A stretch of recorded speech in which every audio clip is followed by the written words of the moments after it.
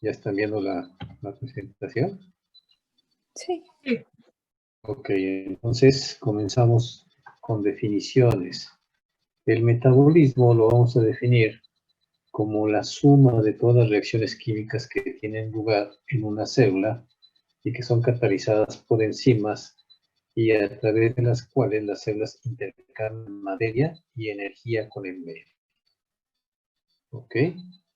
Entonces, en el metabolismo se realiza flujo de energía con la participación de enzimas.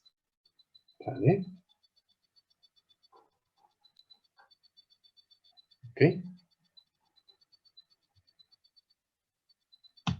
Bien.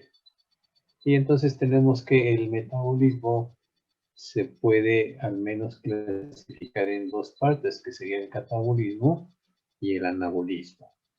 El catabolismo se encarga de la degradación de las moléculas grandes, sobre todo si están externas a la célula, ¿sí? Son grandes y complejas en moléculas más pequeñas con la finalidad de poderlas introducir al citoplasma, ¿sí?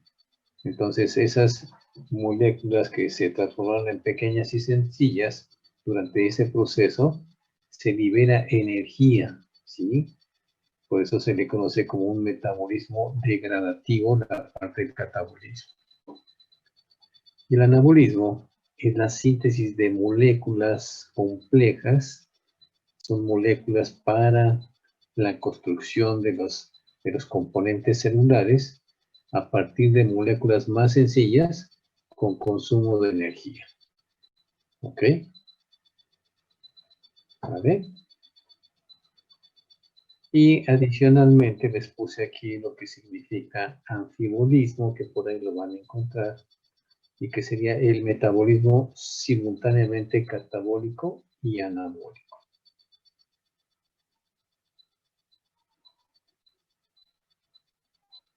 ¿Ok? Entonces continuamos. Más definiciones. Coenzima. Son moléculas pequeñas, orgánicas, que interaccionan durante la catálisis de las reacciones. ¿Sí? Entonces una coenzima es algo que va a estar, se le pega con otros grupos prostéticos para que se conformen las enzimas estructuralmente hablando. Entonces el grupo prostético, que es otro componente, es una molécula orgánica que está unida covalentemente a la enzima.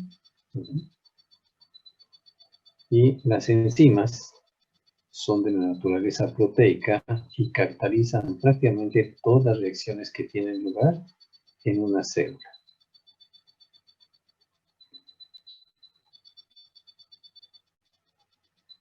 ¿Vale?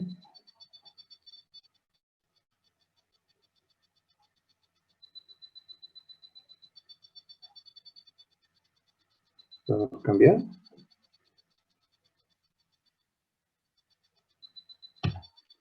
Entonces aquí tenemos un esquema de lo que sería el metabolismo. Vemos aquí que hay nutrientes que contienen energía, como son los carbohidratos, los ácidos grasos y las proteínas. Todos estos se encuentran fuera de la célula formando polímeros. Por ejemplo, si son carbohidratos serían polisacáridos, si son grasas, pues serían los lípidos de largas cadenas, y las proteínas. Todos esos son polímeros, las proteínas sobre todo polímeros de aminoácidos. Entonces, como estas se encuentran afuera, para que las células puedan introducirlas, necesitan degradarlas, necesitan excretar enzimas que puedan romper cada una de estas macromoléculas. Y eso se llama catabolismo. Si el catabolismo lo que va a hacer es que mediante enzimas va a digerir o degradar a estos polímeros, ¿sí? Para que con ellos, durante esta degradación, pues puedan generar energía, ¿sí? De esa energía se convierta en ATP y por ahí se va a almacenar. Entonces, de estos productos, de esos polímeros que se catabolizaron, pues obviamente hay productos finales como serían CO2, el agua y amoníaco, ¿sí? Aparte, pues, los precursores que resultan de ellos, por ejemplo, de proteínas, saldrían los aminoácidos, de los ácidos grasos o de los lípidos saldrían ácidos grasos de cadena corta, y de los carbohidratos, pues podrían salir pues algunos productos importantes como serían los ácidos orgánicos que mencionamos, o si se entra a glicólisis, pues llegar hasta piruvato.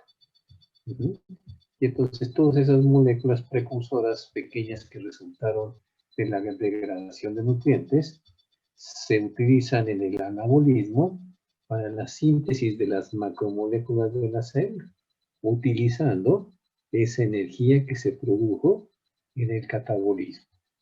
Y entonces eso se convierte en proteínas, en polisacáridos, en lípidos y ácidos nucleicos que necesita la bacteria.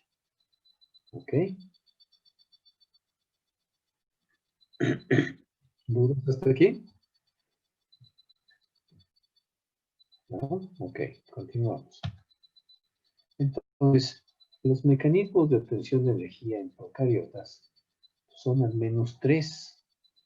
La primera sería la respiración, en donde se utilizan compuestos orgánicos o inorgánicos, y el proceso o el mecanismo por el cual obtienen la energía se conoce como fosforilación oxidativa, ¿sí? Que no es otra cosa más que una oxidación de metabolitos con liberación de energía. Y obviamente hay respiración aerobia y respiración anaerobia. La respiración aerobia es la que utiliza el oxígeno como aceptor final de electrones. Y la respiración anaerobia es la que utiliza otros compuestos diferentes al oxígeno como aceptor final de electrones. ¿Sí? Y en el caso de la fermentación, en la fermentación se obtiene energía por un mecanismo llamado fosforilación a nivel sustrato. Sí, obviamente la fermentación es el proceso que se realiza para los carbohidratos cuando se introducen a la glicólisis. La fermentación podemos decir que va desde que entra el carbohidrato y se conecta a la glicólisis hasta que llega a piruvato. Si todo eso sería el proceso de fermentación, ya que durante este proceso pues se puede generar un poco de energía como ATP, ¿sí? Y además, pues al llegar a piruvato, se puede ir hacia vías anaerobias para producir algunos productos importantes que pueden ser algunos ácidos orgánicos, ¿sí?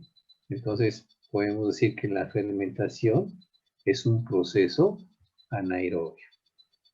Eso no quiere decir que la bacteria sea anaerobia, sino nada más el proceso de fermentación, porque no involucramos al oxígeno en ninguna de las etapas de la glicólisis. ¿Sí? ¿Sí queda clara esa parte?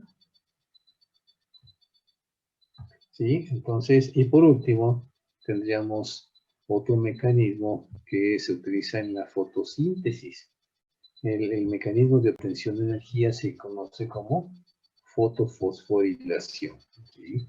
Entonces, en los sistemas de fotosistema 1 y fotosistema 2 se está realizando para obtener esos fotones, se fotofosforilan y con eso se está obteniendo energía. ¿Ok? Entonces, vean, hay tres mecanismos importantes de obtención de energía. Fosforilación oxidativa en la respiración, fosforilación a nivel sustrato en la fermentación y fotofosforilación en fotosíntesis. Bien, entonces, ¿qué hay en cuanto a fosforilación oxidativa? Sí, en la fosforilación oxidativa se forma ATP por la transferencia de electrones de las coenzimas NAD y FAD, ¿sí?, al oxígeno a través de una serie de transportadores electrónicos que conocemos como cadena respiratoria. Sabemos que la cadena respiratoria, ¿dónde se encuentra? En los procariotas.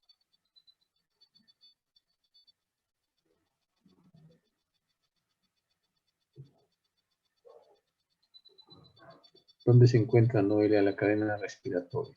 En la membrana. En la membrana citoplasmática. Y en las mitocondrias.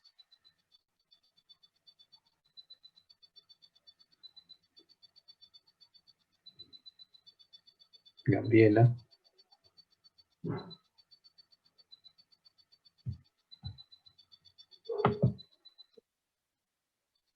¿Cuál membrana? Sí, la que está, la interna o la externa.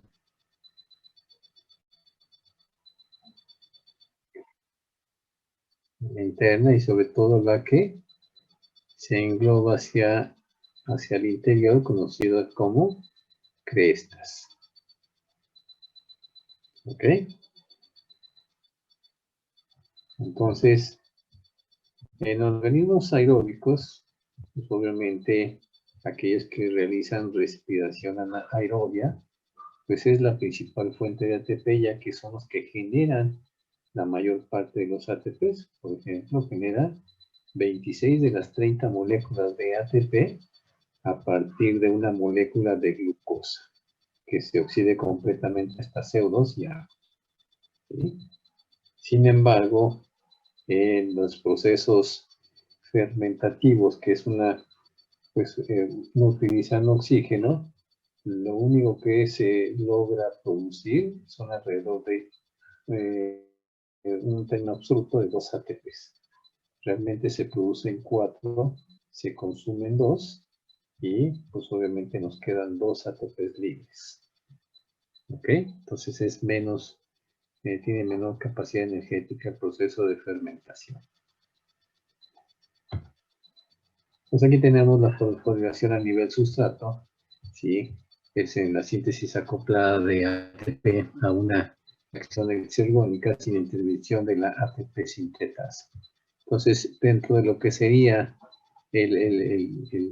la glucólisis, llegamos a los metabolitos de 1,3-bifosfoglicerato, ¿sí? Que esta es cuando se realiza la fosforilación a nivel sustrato, en donde pasa uno de los fosfatos del bifosfoglicerato a la molécula de ADP para convertirlo en ATP y dejar el metabolito como fosfoglicerato nada más. Posteriormente, ese fosfoglicerato se transforma en 2-fosfoglicerato y perdiendo una molécula de agua, se convierte en el fosfonopiruvato y es cuando pierde el otro grupo fosfato y se lo cede al ADP para formar ATP, formando el piruvato. Y ese es otro de la fosforilación a nivel sustrato. ¿Ok? Esa sería la fotosíntesis en el proceso de formación del ATP. En la fase luminosa de la fotosíntesis, pues lo que hace la energía es excitar y desplazar los electrones de la clorofila y otros pigmentos para que pues, esa energía empiece a almacenarse en forma de ATP. Aquí vemos la ATP sintetasa. Importante, aquí podemos decir que en los procariotas se realiza en cianobacterias, ¿sí? En plantas también, y en algas que también forman parte de las células eucariotas, pero en la parte micro.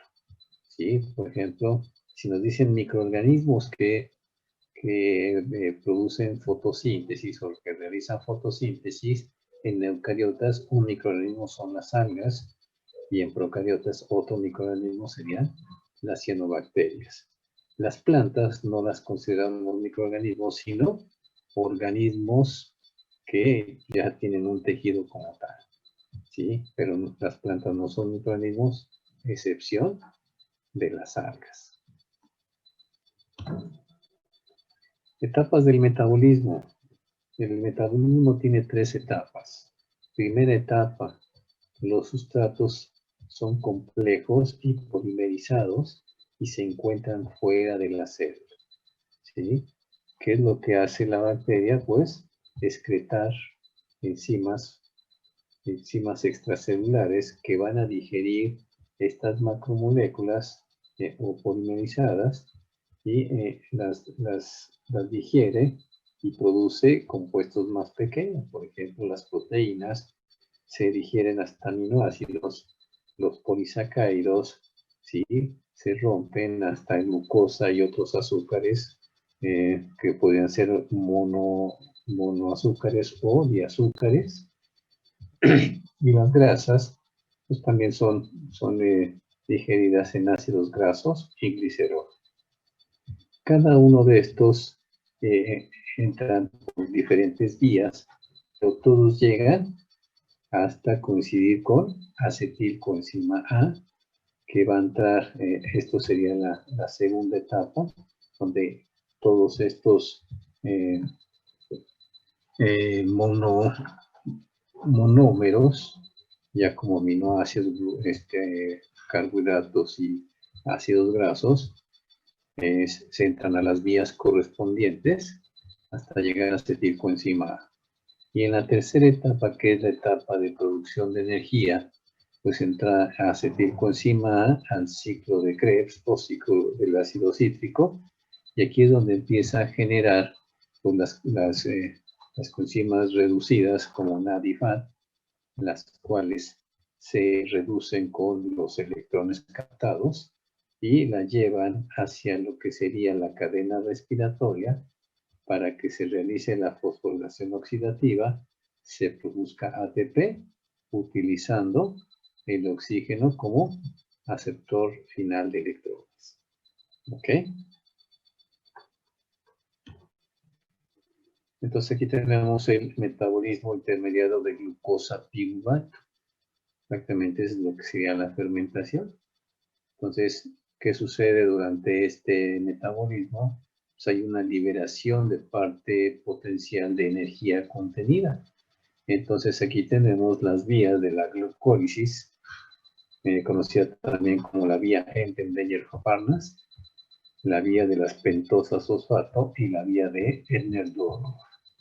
Estas son vías alternas, la parte 2 y la parte 3, y la principal es glucólisis.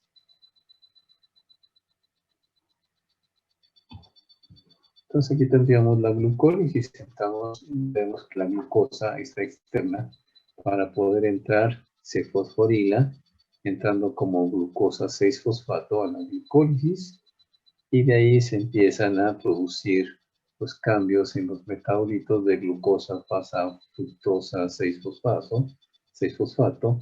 Después se fosforila a fructosa 1,6-difosfato. Y después a gliceraldehído 3-fosfato.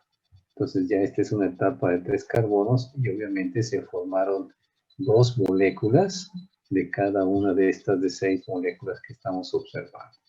¿Sí? Por eso es la producción de ATPs. Y esto ya lo vimos antes, el fosfoglicerato cambia a fosfoglicerato, se produce ATP por fosforilación a nivel sustrato hasta que llega a piruvato. ¿Ok? Entonces todo esto sería el proceso de fermentación. Y vean cómo no hay ayuda nada aquí del oxígeno. Por eso se dice que es un proceso anaerobio.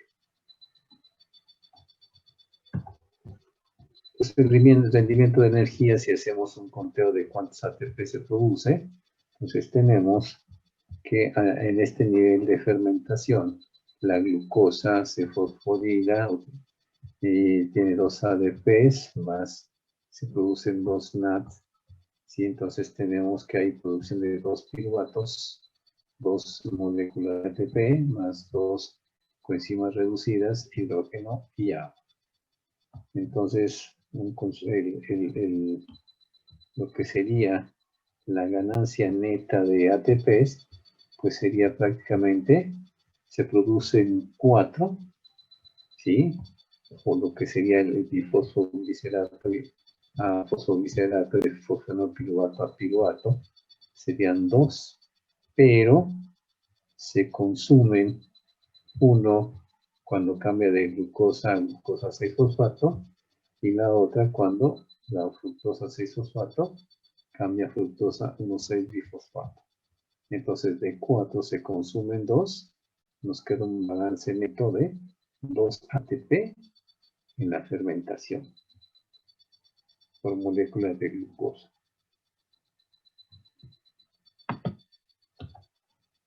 Y de las pentosas, pues es algo parecido, al más que aquí comienza con glucosa 6-fosfato, ¿sí? Prácticamente se reduce el NADP y cambia a 6-fosfogluconato, después cambia a ribulosa 5-fosfato y empieza a agarrar, a tomar diferentes vías, una que se da por la cirulosa 5-fosfato, la otra ribulosa, y para no hacernos bolas, al final prácticamente termina como fructosa 6-fosfato que se va al reciclaje para producir otra vez glucosa 6-fosfato. Y por otro lado, se produce también gliceraldehído 3-fosfato, que este también se puede reciclar otra vez para glucosa 6-fosfato, pero también puede entrar a formar el piruvato y del piruvato irse hacia otros productos. La de Edner-Duodoros. Igualmente tenemos la glucosa, entra como glucosa 6-fosfato, ¿sí? Aquí hay una reducción de la coenzima cuando se transforma en fosfogluconato, después de que pierde una molécula de agua en 2-cetos-3-deoxi-6-fosfogluconato, el cual se puede transformar en piruvato y en glisaldehído 3-fosfato, ¿sí? Que esta también es una molécula energética. Entonces, ya una vez que la glucosa llega a piruvato, ¿sí? Entonces tenemos que dependiendo de las condiciones que tenga, sea aeróbica o anaeróbica, son los productos que se pueden formar, ¿sí? Entonces, en una vía fermentativa, el piruvato se puede transformar en condiciones anaerobias hacia lactato o ácido láctico, ¿sí? Que esto sería pues un producto de la fermentación, y no nomás ácido láctico, sino también otros ácidos orgánicos, ¿sí? Entonces, todo esto es por una fermentación que se puede obtener. O, en otro lado, por otras condiciones anaeróbicas, y dependiendo del organismo de que se trate, se puede convertir en etanol más CO2, y esto generalmente se hace en levaduras. Y por si fuera poco, este piruvato en condiciones aeróbicas se convierte en acetilcoenzima A, se va al ciclo de Krebs y después a lo que sería pues obviamente la cadena respiratoria para transformarse en ATP. ¿Ok?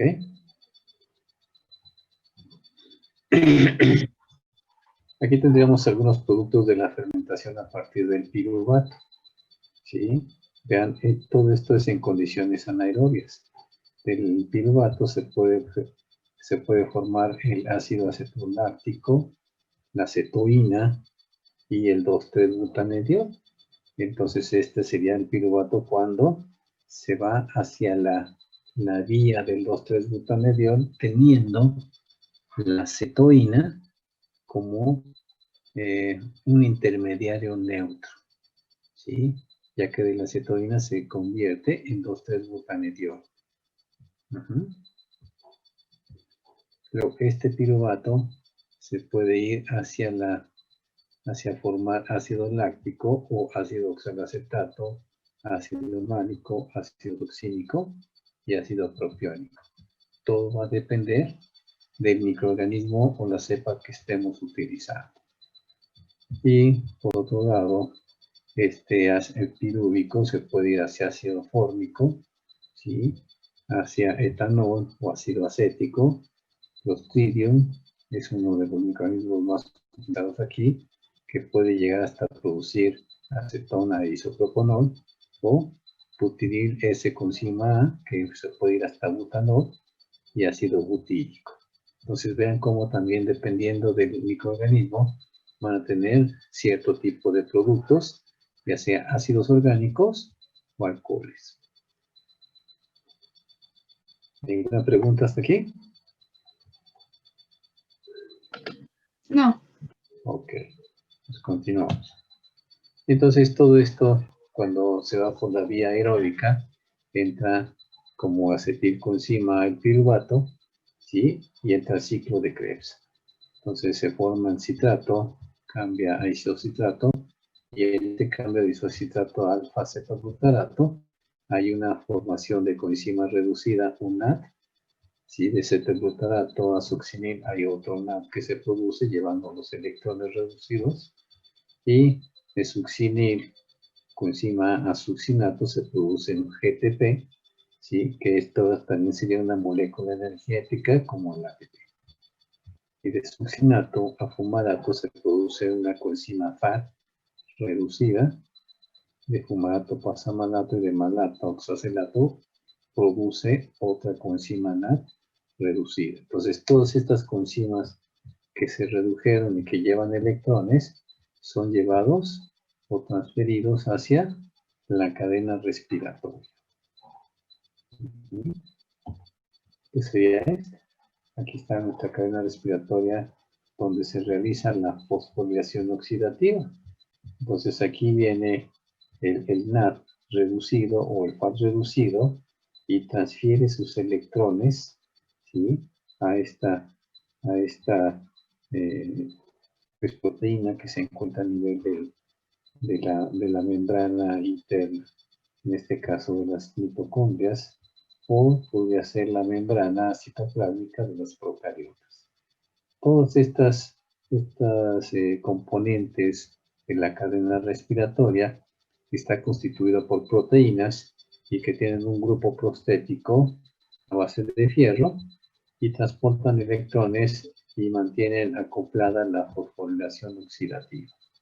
Entonces aquí tenemos que la primera sería una NAD reductasa, ¿sí? A la cual se le transfieren los electrones. Cuando se transfieren los electrones se libera un protón, ¿sí? Después se transfieren los electrones a la ubiquinona. De la ubiquinona los transfiere a una citocromo reductasa y ahí hay otra liberación de protones, ¿sí? Estos electrones ahora se van al citocromo C y del citocromo C pasan a la citocromo oxidasa y vuelve a haber otra liberación de protones. Y al final, con la citocromo oxidasa, utiliza el oxígeno como aceptor de electrones, transformándolo en agua. Y entonces, vean lo que sucedió, que se liberaron protones generando un potencial eléctrico aquí, en esta zona.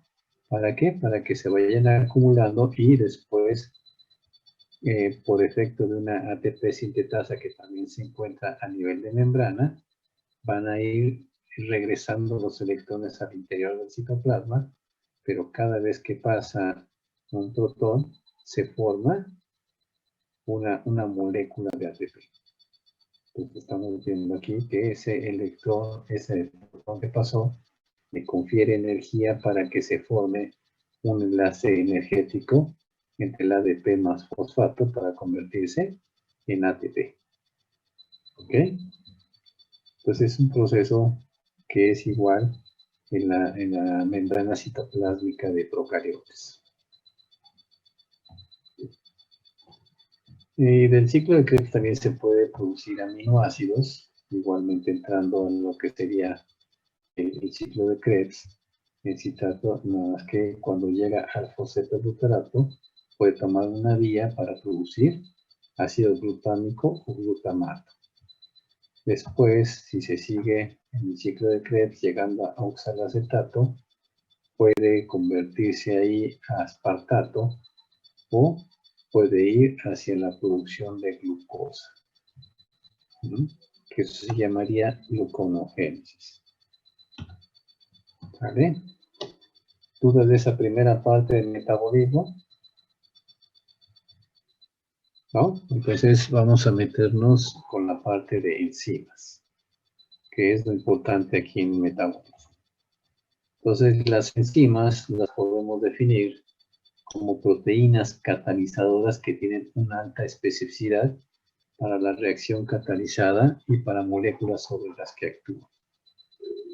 Actualmente se está manejando adicionar para enriquecer la definición de enzima, donde nos dicen que una enzima puede ser una biomolécula que es de proteína o de RNA que cataliza una reacción química específica. ¿Por qué sale esto?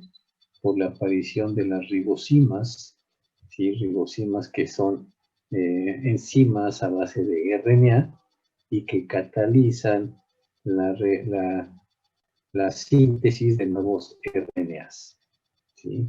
Entonces hay un RNA que se conoce como ribosima y tiene actividad catalítica, como si fuera una enzima.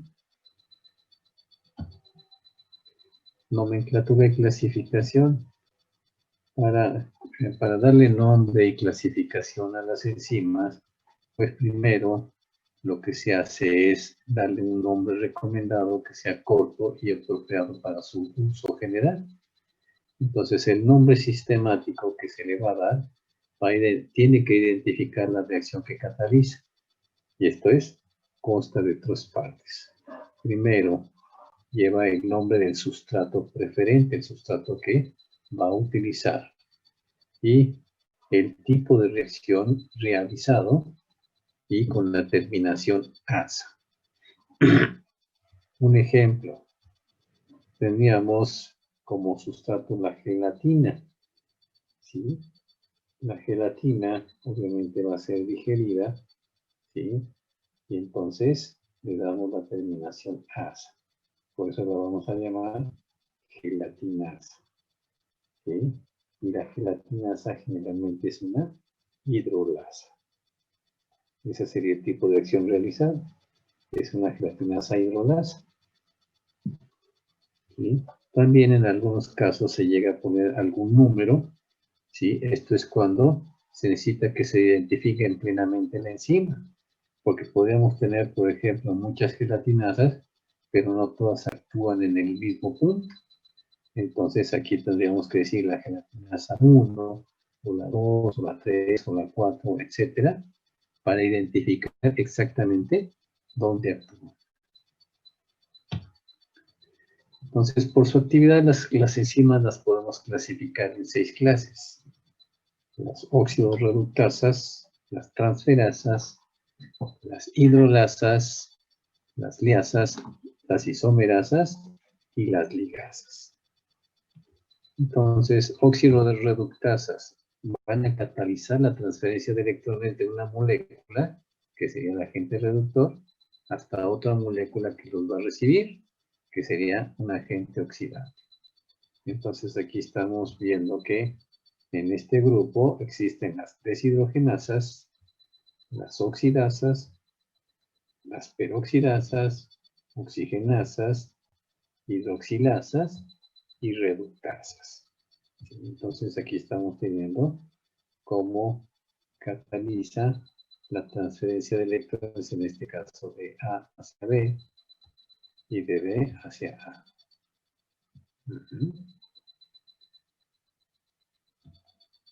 Transferasas. Catalizan la transferencia de un grupo funcional de una molécula donante a una molécula receptora.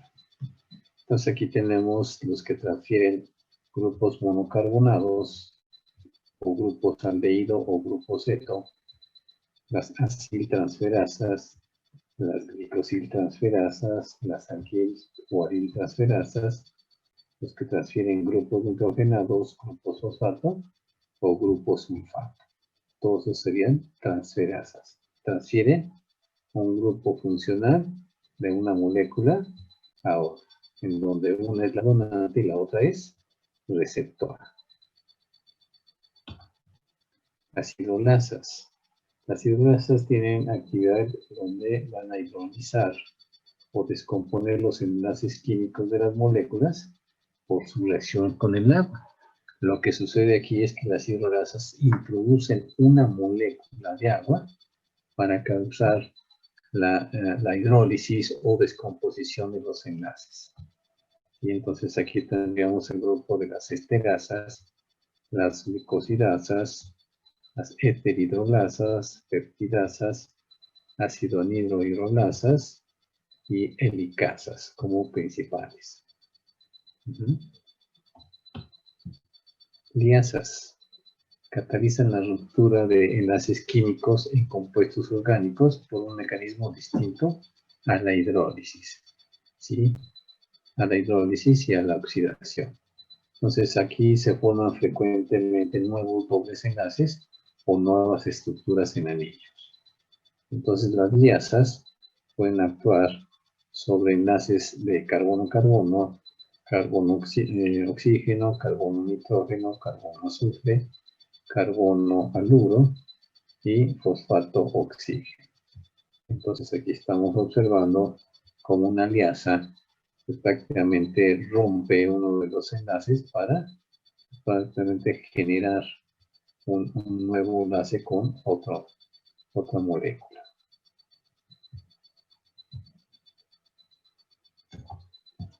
Isomerasas transforman un isómero de un compuesto químico en otro. Por ejemplo, tenemos la glucosa, que por acción de una isomerasa la convierte en galactosa. ¿Sí? Entonces estamos observando el cambio en la posición de la molécula.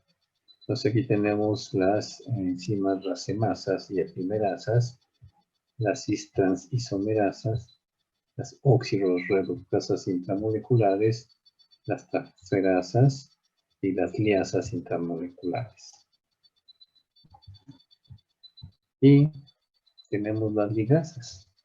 Las ligasas catalizan la unión entre dos moléculas de gran tamaño para dar lugar a un nuevo enlace químico con consumo de energía. ¿Se acuerdan de las ligasas? En lo que sería los fragmentos de Okazaki, que al final actúa una ligasa para ligar a esos fragmentos de Okazaki que se están formando en la cadena retardada o discontinua. Al final llega una ligasa y une esos fragmentos. ¿Sí? Entonces, las ligasas pueden formar enlaces entre carbono-oxígeno, carbono-azufre, carbono-nitrógeno o carbono-carbono, éster fosfórico, y pueden actuar sobre enlaces nitrógeno-metal. Entonces ven aquí como con la unión o con el uso de energía a base de ATP forman un enlace entre dos moléculas. Y bueno, podemos clasificar a las enzimas por el sitio donde se encuentran. Sí, podemos clasificar las enzimas extracelulares y enzimas intracelulares. Extracelulares son los que se van a encontrar o se secretan fuera de la membrana citoplásmica. O sea, están prácticamente fuera, ya sea en el espacio periplásmico o en el medio ambiente fuera de las envolturas de los procariotas. Entonces, catalizan la degradación de polímeros externos como proteínas, aminoácidos y polisacáridos a mono o disacáridos. Las enzimas intracelulares se encuentran en el interior de la célula y estas no se liberan en el medio ambiente. Estas conducen la transformación de las cadenas más pequeñas, ¿sí? Entonces se convierte prácticamente las cadenas en agua, en anhídrido carbónico, en metano, nitrógeno y sales minerales. Propiedades de las enzimas. Por ser catalizadoras, pues obviamente son muy eficientes en pequeñas cantidades, no se modifican durante la reacción y no afectan el equilibrio de la reacción. Entonces, estas enzimas generalmente se vuelven a reciclar, terminan de degradar el sustrato, se liberan del sustrato y vuelve otra vez a actuar como un catalizador libre. Y por ser catalizadores biológicos, son de tipo proteico con estructura terciaria y cuaternaria. Son componentes del citoplasma y sintetizados en el mismo citoplasma y son específicas para cada reacción. Hay una enzima determinada y están reguladas en cantidad y en función. Es una regulación genética lo que van a tener estas enzimas como catalizadores biológicos. También son específicas de sustrato, ¿sí? Una enzima para un sustrato. Entonces, la especificidad en este caso es casi absoluta a un tipo de sustancia. Entonces, muchas actúan desde el punto estereoespecífico. Y todas las moléculas, pues obviamente tienen un común denominador estructural.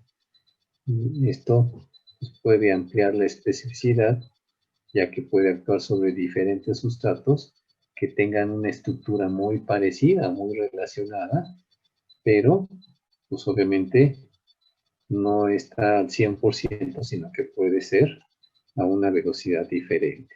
Algunas más lentas, otras más rápidas, dependiendo qué tanto se parezca a la estructura del sustrato. Características de la acción enzimática, pues ya hablamos de especificidad de sustrato, donde el sustrato tiene una molécula que es solamente una enzima, que es su acción catalítica. Sobre la especificidad de acción, cada reacción está casi catalizada por una enzima específica. En la acción, pues puede ser que sea hidrolítica, pues por eso solamente una hidrolasa.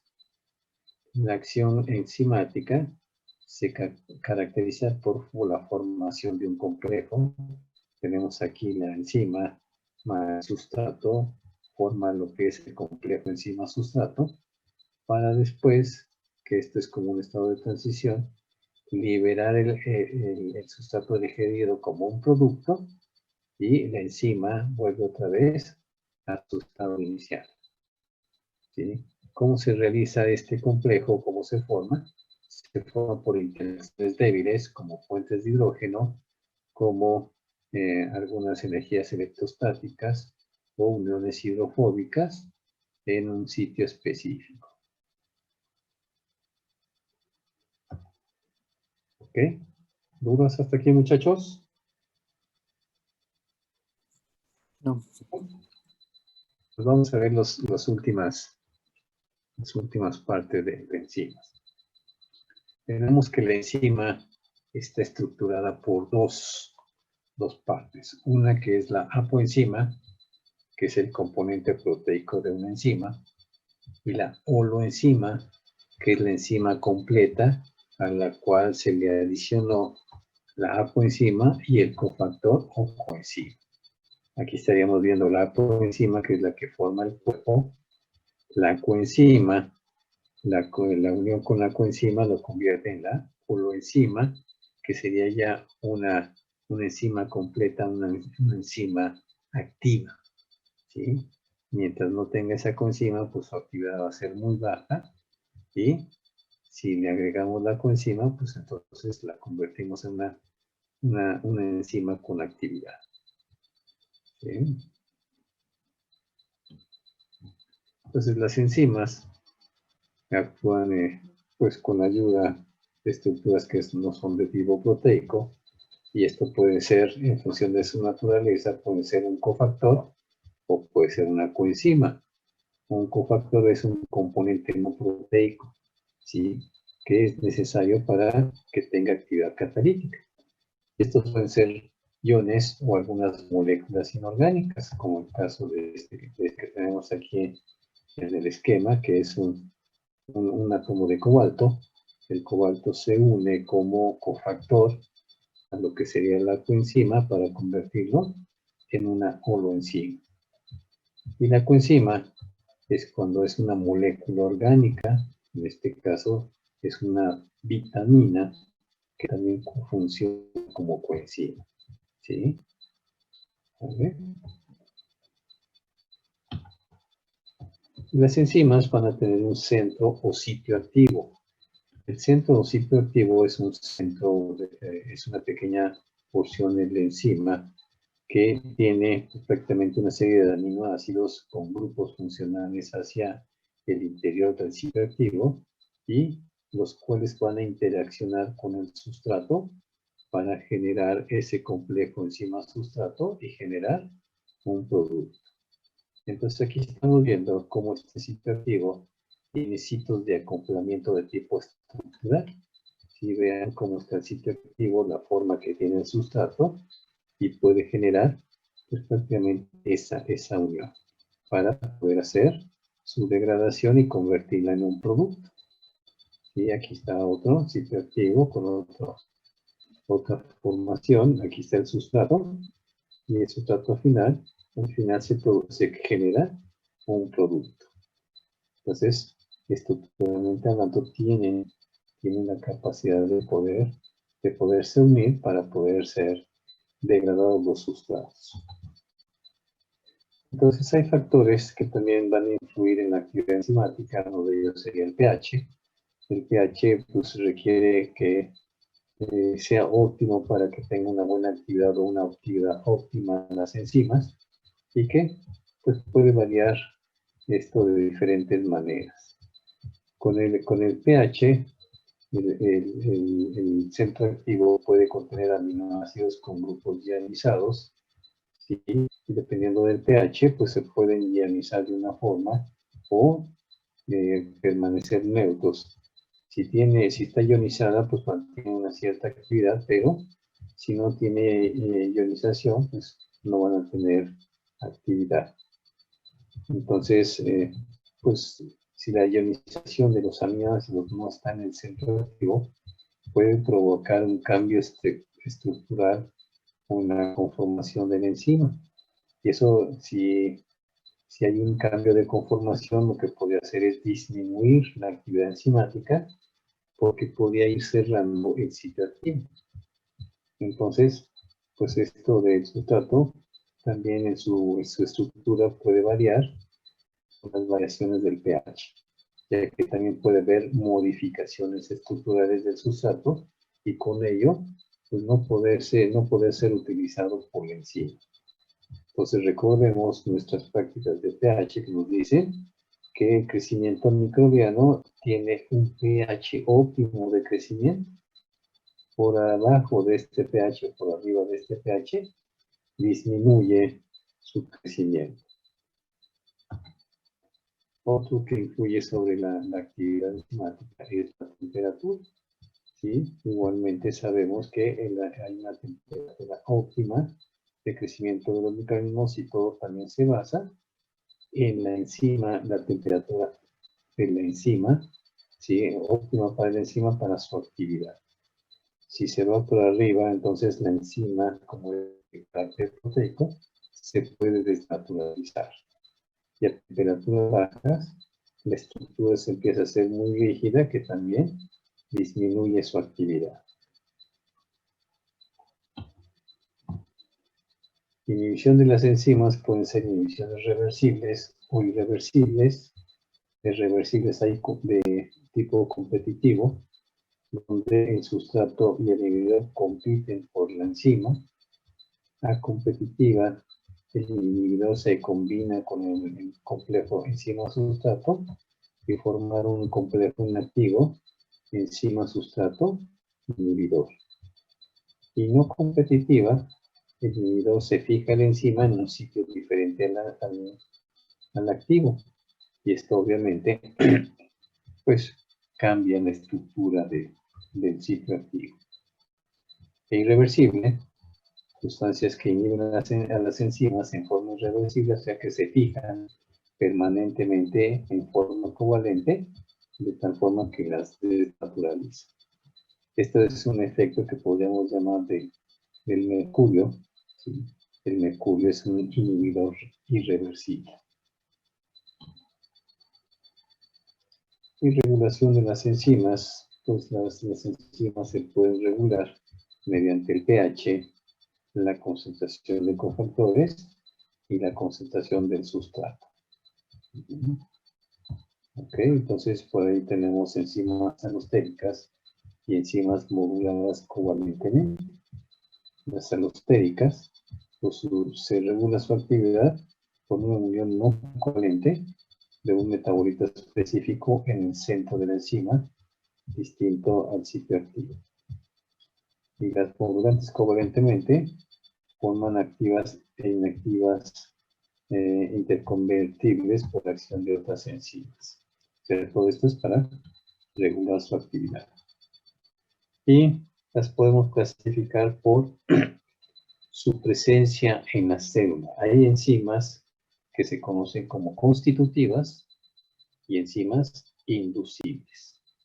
Enzima constitutiva es una enzima que siempre se va a encontrar en síntesis, siempre se está sintetizando y permanece constantemente en el citoplasma. Entonces se mantiene un nivel constante dentro de la célula. Enzima inducible, enzima que solamente se va a presentar cuando hay la presencia de un inductor. Esto quiere decir que un inductor, por ejemplo, podría ser un carbohidrato, ¿sí? Que va a ser detectado por la superficie de la célula, y una vez que se detecta, activa los genes para producir las enzimas correspondientes para poder degradar ese inductor, ¿sí? De otra manera, si desaparece el inductor, se vuelven a reprimir las enzimas, ya no se produce, hasta que vuelva a aparecer otra vez el inductor. Por eso son enzimas inducibles.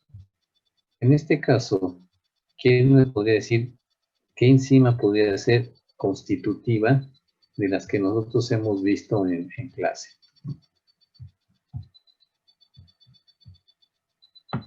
A ver, Gamaliel, ¿qué enzima consideras constitutiva?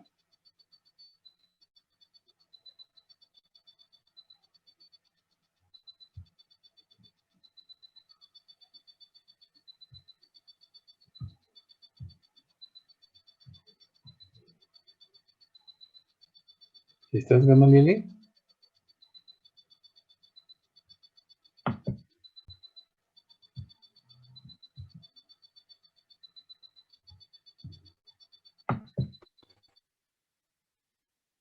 Ah, ya, no tiene micrófono. Bueno, a ver, por mensaje, ¿qué enzima crees que pueda ser constitutivo?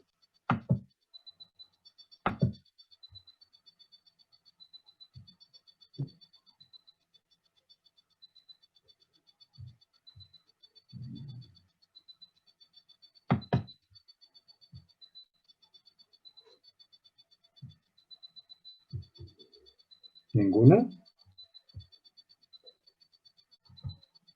¿Podría ser el ATP transferasa, maestro?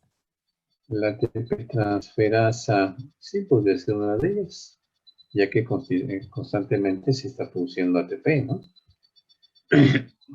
Pero, ¿qué les parecería una RNA polimerasa? ¿Creen que sí o creen que no?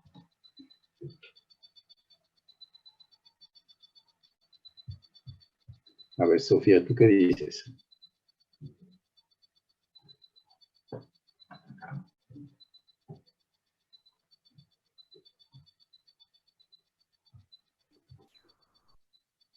Que sí. Sí, pues claro que sí. ¿Por qué? ¿Qué es lo que va a generar una RNA polimerasa? Pues simplemente la RNA polimerasa siempre está en la transcripción de los genes, entonces siempre está produciendo RNA mensajero. Eso es algo que siempre está en activo en una célula. Sí, entonces sería una enzima constitutiva. Una enzima inducible, ¿cuál sería? Daniela, ¿cuál sería una enzima inducible?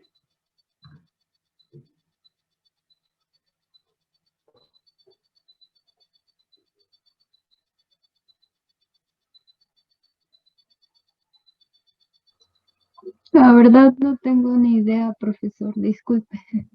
Imagínate que si tomas leche, ¿verdad? Imagínate que tomas una leche normal, una leche entera. La leche entera tiene lactosa.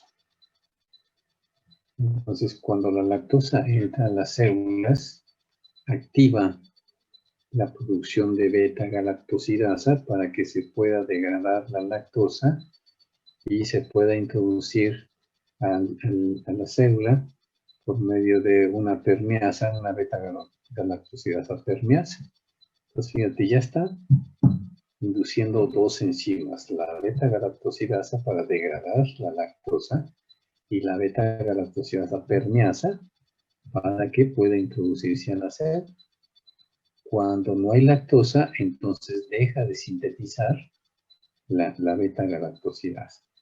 Eso sería una enzima inducible que se va a producir solamente cuando está el inductor. En este caso, el inductor sería la lactosa. ¿Sí? ¿Queda claro?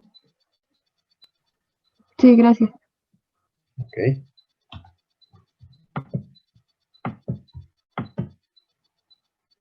Entonces también tenemos enzimas que son reprimibles, ¿sí?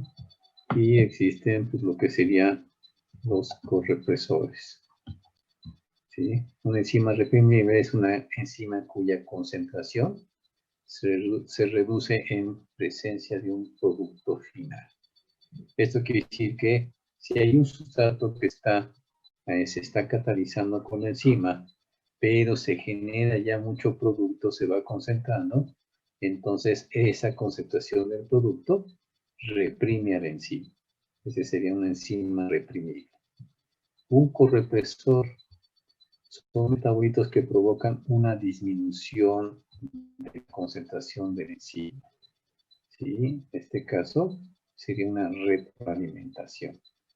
Igualmente, pues metabolitos que en algún momento dado también podrían ser un producto, ¿sí? La concentración de ese producto puede llegar a prácticamente pegarle a una molécula represora para que éste pueda cambiar de conformación y pegarse al gen correspondiente para inhibir su actividad y que ya no se esté produciendo más enzima. Hasta que bajen los niveles de esos metabolitos, entonces se libera el correpresor, se libera el represor del gen y vuelve otra vez a activarse la producción de la enzima. ¿Sí? Y por último, de enzimas tendríamos lo que hablábamos de la ribosima, que es una molécula de RNA catalítico. ¿Sí? Este RNA cataliza las reacciones que alteran la propia estructura o la de otros de RNAs. ¿Sí? Por ejemplo, aquí tenemos un RNA catalítico, una enzima, que en este caso va a tomar pues, al RNA que tiene como ácido nucleico y lo puede replicar produciendo más moléculas de RNA. ¿Sí? Entonces, en otra parte, este mismo RNA catalítico puede generar un proceso de automaduración por corte y empalme en el RNA para producir RNA ribosomal, RNA mensajero y RNA de transferencia. Y esto se ha visto en mitocondrias y en cloroplastos. Y aquí tendríamos un proceso de automodulación por corte y empalme. Y aquí vemos como un RNA catalítico o ribosima puede hacer una copia de sí mismo, de esa misma molécula, o puede ser copia de otro RNA, de otra molécula de RNA, que puede ser un ribosoma, un RNA ribosomal, o un RNA mensajero, o un RNA de transferencia, o copia de otro tipo de RNAs. Entonces, es un RNA que tiene actividad catalítica. ¿Ok? Entonces, ahí nos quedamos nosotros, en grupos nutricionales. ¿Vale? Ok, dudas de enzimas.